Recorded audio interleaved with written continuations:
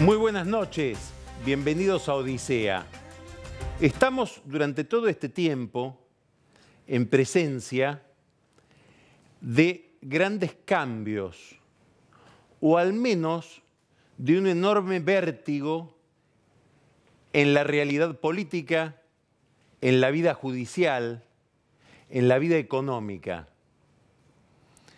La agenda de la Argentina, la agenda periodística, está plagada de novedades. Uno no sabe cómo elegir cuál puede ser la más gravitante. Y esto es lo que hay que hacer. Tratar de identificar cuál es la profundidad de esos cambios, cuál es la consistencia de esos cambios, hasta dónde hay realidad, hasta dónde hay espejismos en esta situación de una Argentina que se va como reconfigurando. Es verdaderamente impactante, después de 12 años de kirchnerismo, que ni bien la expresidenta Cristina Kirchner entra al Senado, un juez, Claudio Bonadío, pida que deje el Senado, por lo menos que deje los fueros, para que él pueda ponerla presa. Es significativo, es impresionante que quien fue el cerebro del orden anterior, del gobierno de Néstor y de Cristina Kirchner, sobre todo en materia jurídica, pero también en materia de argumentación política y de justificación de las decisiones de esas dos administraciones, Carlos Zanini, esté preso. ¿Estamos ante una renovación de la política? ¿Estamos frente a la regeneración que había pedido la gente a lo largo de varios cacerolazos, una consistente mayoría en las elecciones? Aquellos que votaron en el año 2015 por Cambiemos, subrayo, Cambiemos, un verbo, votando en la provincia de Buenos Aires, sobre todo en contra de Aníbal Fernández, identificado como la Morsa? Esa es una pregunta importantísima. ¿Por qué? Porque toda esta novedad, toda esta agitación, toda esta excitación, está basada en una institución judicial, digamos jurídica, penal, que se ha puesto de moda en el último año y medio: prisión preventiva. Hay que subrayar la palabra preventiva. No es la prisión de alguien condenado, sino que se lo pone preso para prevenir determinadas conductas que esa persona puede llegar a tener. No se lo pone preso por aquello que hizo, sino por lo que sería capaz de hacer. Básicamente de fugarse o de obstruir a la justicia para que no se pueda llegar justamente a investigarlo y eventualmente a condenarlo. Ese es el sentido de la prisión preventiva. Bueno, esta institución, que no estaba en primer plano, ha pasado a estar en primer plano. No por la prisión preventiva tan cuestionada que el juez Ariel Lijo dispuso sobre Amadou Boudou, haciéndolo filmar y haciendo trascender esa filmación la mañana en que fue capturado. Tampoco por la prisión preventiva que se pide de Cristina Kirchner, Zanini, Héctor Timerman, el canciller del gobierno de Cristina, y además una cantidad de personajes vinculados a la denuncia que hiciera el fiscal Alberto Nisman de encubrimiento del caso AMIA. No, la prisión preventiva tuvo un primer ejemplo que habría que reconstruir, que habría que reconsiderar o recordar para advertir si no estamos ante un doble juego. Ese primer ejemplo es la prisión preventiva de Ricardo Jaime, el muy desprestigiado secretario de Transportes de Néstor Kirchner. Jaime tenía una causa abierta desde el año 2007 por hechos cometidos en el año 2005. Nunca lo habían llamado a declarar siquiera. Nunca se había movido un papel en ese expediente. Pero hubo un fin de semana, mejor dicho, a partir de un jueves en adelante, en que en Comodoro Pi los tribunales federales se enteran de que el diario La Nación iba a publicar ese domingo una extensa cobertura sobre los jueces federales de la justicia penal de la capital federal, es decir, los jueces de Comodoro Pi, sobre todo los de primera instancia, que en aquel momento tenían en sus filas inclusive a Norberto Ollarvide, que no había renunciado. ¿Qué sucedió? Se enteran los jueces y un grupo de jueces decide que la tapa de ese diario había que cambiarla, y no influyendo sobre el diario, sino generando un hecho más estrepitoso que obligara al periodismo a poner en la tapa del diario ese acontecimiento mucho más impactante y más noticioso. Eso desencadenó la prisión preventiva de Ricardo Jaime, que tendría que haber estado preso presumiblemente mucho antes, y no preventivamente, sino por una condena firme, dada la cantidad de irregularidades que se le venían imputando y, en algunos casos menores, investigando. ¿Qué quiere decir el episodio Jaime? Que la prisión preventiva de Jaime no pretendía tanto castigar o condenar a Jaime, mucho menos prevenir, ejercer un ejercicio de prevención, prisión preventiva, para que Jaime no se pudiera fugar o no pudiera alterar la causa. ¿Por qué? Porque Jaime estaba sometido a la jurisdicción de los tribunales y se presentaba cada vez que lo llamaban. ¿Qué pretendía entonces esa prisión preventiva? Una sobreactuación de los jueces. ¿Por qué? Porque el nivel extraordinario, escandaloso de corrupción del kirchnerismo puso en tela de juicio o puso en evidencia la impunidad con que los jueces que debían investigarlos beneficiaron a esos funcionarios. Quiere decir que los jueces apelaron a la prisión preventiva para que miremos a Jaime y no los miremos a ellos. ¿Estamos ante este caso en todas estas prisiones preventivas que estamos advirtiendo? Muy bien. Algunos penalistas, y yo diría la mayoría de los penalistas, se preguntan, ¿hacía falta la prisión preventiva? ¿Hay alguna constancia de que esta gente tenía intención e inclusive tenía la posibilidad de modificar las pruebas? ¿Hay alguna razón que permita pensar que se iban a fugar? ¿O lo que estamos es ante una operación de imagen de Comodoro Pi?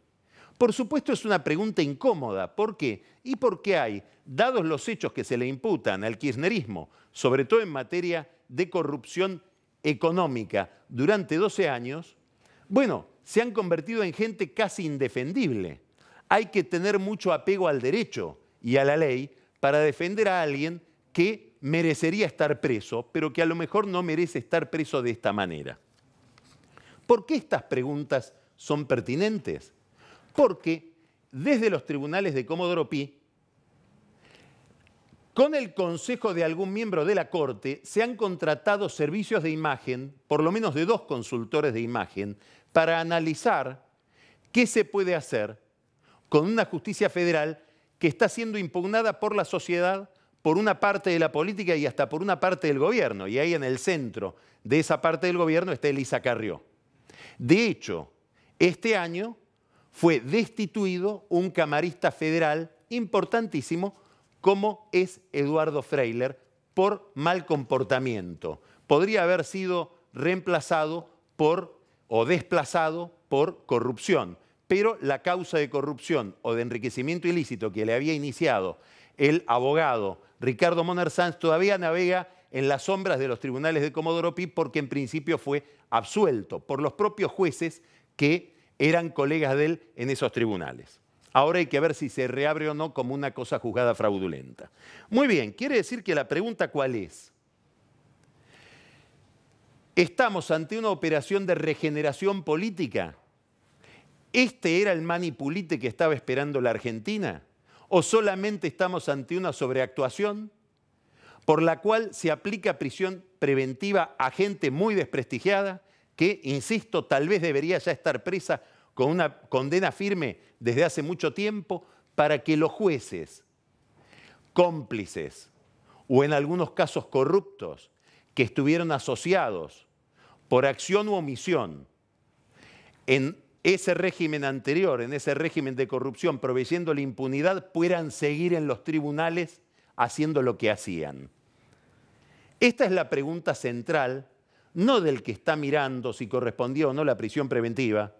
Muchísimos penalistas dicen no, lo que correspondiera al procesamiento. Hay toda una discusión acerca de si ese procesamiento debía ser o no por traición a la patria. Muchos coinciden, muchísimos coinciden en que tendrían que ser procesados por encubrimiento.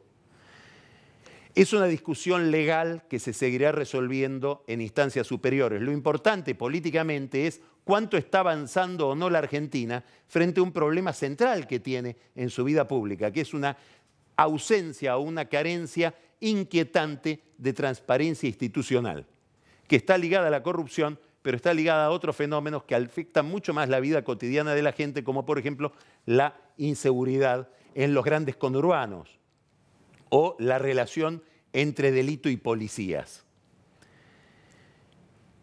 Este pedido de prisión para Cristina Kirchner y su principal entorno en el caso del tratado con Irán y la denuncia posterior del fiscal Nisman, tiene además consecuencias políticas.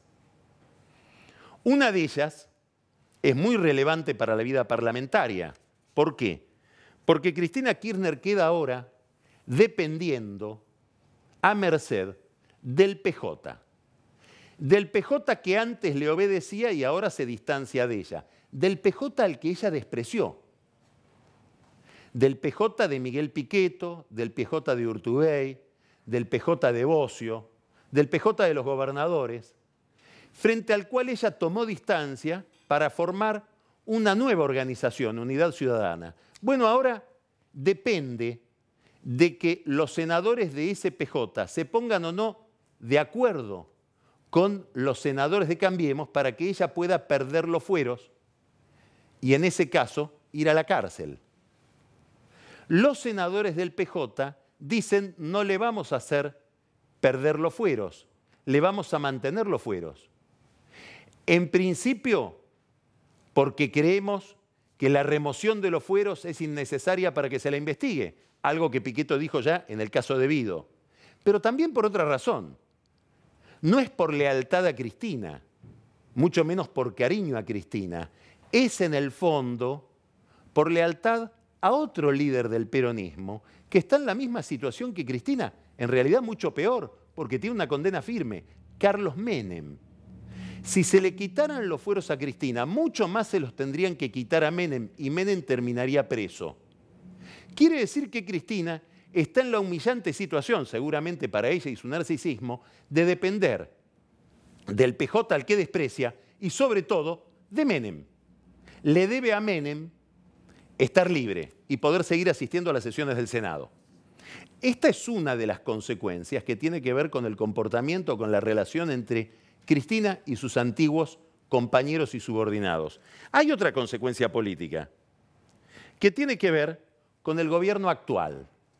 En el gobierno de Macri, en los últimos días, empieza a haber algo muy distinto a la satisfacción respecto de estos pedidos de prisión o prisiones preventivas que se han aplicado efectivamente sobre un grupo de colaboradores de Cristina encabezados por Zanini y Timerman. ¿Y por qué preocupación? Porque empiezan a advertir que más allá del día a día, más allá de la noticia cotidiana, del cortísimo plazo, si miramos este procedimiento en una duración un poco más extensa y nos proyectamos hacia el futuro, se está sentando un precedente que puede terminar afectando a figuras relevantes de este gobierno. ¿Y ese precedente cuál es? Que según lo que están diciendo los jueces, cualquier persona, no que tenga poder, porque Cristina ya no lo tiene, y mucho menos lo tiene Zanini, y mucho menos lo tiene Timerman, y muchísimo menos lo tiene Vudú. Cualquier persona que haya tenido poder se vuelve sospechosa de poder modificar pruebas y afectar la investigación judicial. Por lo tanto, merece casi automáticamente la prisión preventiva. Entonces empieza a haber funcionarios que dicen, yo que tengo poder y que tengo iniciada una causa, no estoy diciendo que me van a meter preso a mí ahora con una prisión preventiva, entre otras cosas porque los jueces se meten con los que perdieron el poder y no con los que tienen el poder. Pero no me puede pasar que un día deje de ser ministro, que deje de ser secretario. Voy a decir algo más inquietante. No me puede pasar que deje de ser presidente y se me apliquen los mismos criterios que hoy estamos festejando porque las prisiones preventivas van contra quienes, no digamos son nuestros rivales, pero ayudan con sus prisiones a que nosotros obtengamos consenso y digamos, cambiamos. No cambiemos, cambiamos. Esta preocupación empieza a inquietar sobre todo al ala jurídica del gobierno, que empieza a ver dos jugadas más adelante. Frente a este problema, que es la prisión preventiva, ha habido un fallo muy importante, que pasó casi inadvertido porque la opinión pública, inclusive la prensa, enfatizó un aspecto de ese fallo. Estoy hablando del fallo de la Corte sobre la prisión preventiva de Milagro Sala, que fue si tenía que tener o no prisión domiciliaria. Pero lo importante del fallo Sala es que la Corte convalidó la prisión preventiva como herramienta, como instrumento. Claro, en el caso de Sala está más que probado que ella ha amedrentado testigos y ha intentado obstruir la acción judicial, con lo cual se configuraría una de las razones por las cuales hay que prevenir que no lo vuelva a hacer. Sin embargo, si uno mira el fallo de la Corte, hay un párrafo muy importante. ¿A cuál me refiero? ¿A qué párrafo me refiero? Al inciso 11 del voto del doctor Carlos Rosenkrantz, que lo voy a leer porque es muy trascendente para lo que puede venir. Rosenkrantz dice que esta Corte debe enfatizar que los jueces tienen que fundamentar la imposición de la prisión preventiva de modo claro, con expresas referencias a las constancias de la causa, y no deberán basarse únicamente en las características personales del imputado, por ejemplo, que sea alguien muy repudiable, o en las del hecho o a las del hecho atribuido, es decir, que sea un hecho más o menos grave. La prisión preventiva, dice Rosenkrantz, nunca debe ser la manera encubierta en que el Estado castigue a quien todavía está sujeto a proceso. Castigar sin que se hubieran satisfecho los requisitos exigidos por la Constitución y la ley implicaría la violación de los principios para cuya satisfacción justamente se ha concebido la existencia misma del Estado. ¿Qué está advirtiendo Rosenkrantz? Está prendiendo una luz de alarma con esta especie de epidemia de prisiones preventivas que muchos interpretan es una estrategia de jueces impugnados y sospechados para salvarse de lo que pueden ser investigaciones como las que se llevaron adelante en contra del doctor Freiler. ¿Por qué es importante esto? Porque a la Corte van a llegar estas prisiones preventivas y no vaya a ser que Rosenkrantz y tal vez algún otro magistrado de la Corte empiecen a revisar lo que están haciendo los jueces de tribunales inferiores basados en lo que se llama la doctrina Irursum, el camarista. Martín Irursum, que es el que en un fallo fijó por primera vez de manera clara el criterio que ahora aplican los tribunales inferiores para meter presos a funcionarios kirchneristas preventivamente. ¿Por qué es importante esto? Por una razón todavía menos mencionada, más inquietante, mucho más delicada y que nadie toca. Si se extiende el principio de Rosenkrantz sobre la prisión preventiva, probablemente muchos militares acusados de crímenes de lesa humanidad también tendrían que ser o deberían ser liberados. Pero de ese tema nadie quiere hablar. Es más, hay jueces en la Corte que dicen a los que podrían revisar el criterio de prisión preventiva, cuidado, porque el que revise el criterio de prisión preventiva va a terminar mejorando la situación de muchos militares y se vuelve a plantear la cuestión del 2 por 1. Si la ley, tal cual está escrita, resulta antipática, no la apliquemos. Una especie de aberración del Estado de Derecho que la señaló en este programa el lunes pasado el historiador Luis Alberto Romero. Dicho sea de paso, se está por tratar en la Corte un caso de 2 por 1, que es el caso Viñone. Y el caso Viñone podría volver a plantear el debate que se planteó en el caso anterior, cuando hubo hasta manifestaciones públicas respecto de esto. Esto se tendría que tratar posiblemente mañana. Probablemente se postergue. Y una pregunta, alrededor del caso 2 por 1, ¿hay una disputa interna de la Corte? ¿Tendrá que ver con que el año que viene hay que elegir presidente de la Corte nuevamente? ¿La disputa de Lorenzetti con sus eventuales candidatos a sucederlo tiene que ver con todos estos temas? Gran signo de interrogación que se está planteando sobre todo Lilita Carrió. ¿Hay un cambio en todo esto? ¿Cuál es el cambio? Si uno mira con más detenimiento toda esta trama judicial, empieza a ver que hay un cambio de otra naturaleza, que probablemente no tenga que ver con estas prisiones. El caso de la prisión preventiva de Cristina Kirchner, pedida por Bonadío, tiene que ver con el acuerdo con Irán. Y el acuerdo con Irán no fue un hecho aislado, fue un hecho de política exterior ligado a toda una orientación del país.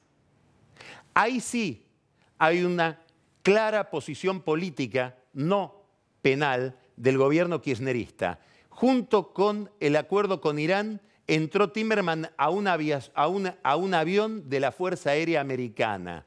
Se incautaron los equipos que traían esos militares para entrenar policías en Buenos Aires. Se desencriptaron los equipos y hubo que cambiar el código de encriptamiento de muchas bases militares y escuadrones militares americanos, porque habían quedado expuestos, por ejemplo, los militares que estaban en Afganistán o en Irán, por irresponsabilidad o no, o decisión deliberada del gobierno argentino. Es más, escuche bien, los americanos están convencidos de que esos códigos y esa información le fue transferida al gobierno de Venezuela, que tuvo muchísimo que ver, Hugo Chávez, con la firma del tratado con Irán.